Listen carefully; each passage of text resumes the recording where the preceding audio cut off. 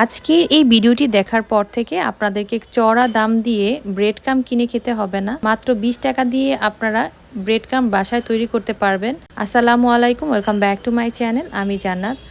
আজকে আপনাদের জন্য সহজ একটা রেসিপি নিয়ে আসলাম, যে রেসিপিটার মাধ্যমে আপনারা অনেকগুলো টাকা সাশ্রয় করতে পারবেন। তো প্রথমে আমি 4-5 পিসের মতন ব্রেড স্লাইস নিয়ে নিয়েছি। এই ব্রেডগুলো আমার একদিন আগের ব্রেড হওয়াতে একটু শুকনো। ব্রেড ক্রাম্ব তৈরি করতে গেলে চেষ্টা করবেন ব্রেডটা যেন একটু পুরাতন হয়, তাহলে কি হবে, ব্রেড ক্রাম্বগুলো ভালো হবে। আপনারা দেখতেই পেরেছেন যে আমি ব্রেডের সাইডের অংশগুলোকে আলাদা করে ফেলেছি। আর এখানে আমি 2 রকমের ব্রেড ক্রাম্ব তৈরি করব, ব্রাউন কালার আর একটা হচ্ছে হোয়াইট কালার। তো আমি এর জন্য এই সাইডের অংশগুলোকে আলাদা করে নিয়েছি। আপনারা যদি এক রকমের ব্রেড ক্রাম্ব তৈরি করতে চান তাহলে এভাবে সাইডের অংশগুলো আলাদা করার কোনো দরকার নেই। জাস্ট আপনারা খালি একটুখানি ছিঁড়ে নিলেই হবে। তারপর ছিঁড়ে এটাকে গ্রাইন্ডার জারে গ্রাইন্ড করে নিয়েছি। ব্রেডের যে সাইডের অংশগুলো ছিল সেগুলোকেও আমি ছোট ছোট টুকরো করে নিয়েছি।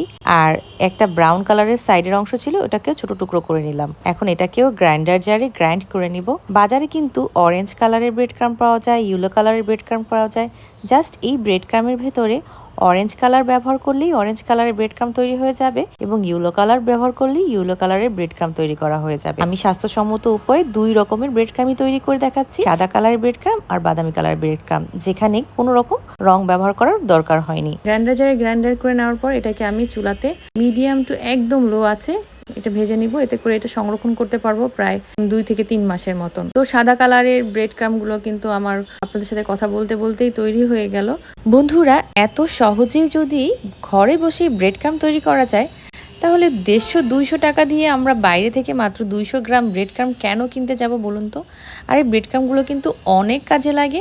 বিভিন্ন রকম মুখরোচক স্ন্যাক্স তৈরি করতে এই ব্রেড ক্রাম্বের কিন্তু জুড়ি নেই। 2 থেকে 3 সপ্তাহের মতন এটাকে আপনারা ফ্রিজে না রেখেই কোনো এয়ারটাইট বক্সে সংরক্ষণ করতে পারবেন। আবার চাইলে ফ্রিজে এটাকে 3 থেকে 4 মাসের মতনও এয়ারটাইট কোনো ব্যাগে অথবা বক্সে সংরক্ষণ করতে পারেন। 4 থেকে 5টা স্লাইস পাউরুটি দিয়ে কিন্তু এতগুলো ব্রেড ক্রাম্ব তৈরি করা যাচ্ছে, তাও আবার 2 রকমের ব্রেড ক্রাম্ব, সাদা কালারের ব্রেড ক্রাম্ব আর হচ্ছে বাদামি কালারের ব্রেড ক্রাম্ব।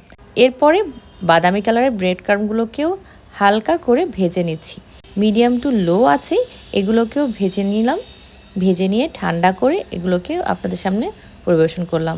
বন্ধুরা, মাত্র 4 থেকে 5টা স্লাইস পাউরুটি দিয়ে এতগুলো ব্রেড ক্রাম্ব তৈরি করা হয়ে গেল।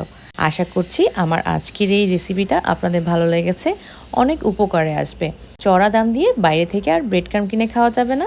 200 টাকার পরিবর্তে 20 টাকা দিয়ে আপনারা এত সহজেই ঘরে বসেই ব্রেড ক্রাম্ব তৈরি করে ফেলতে পারবেন।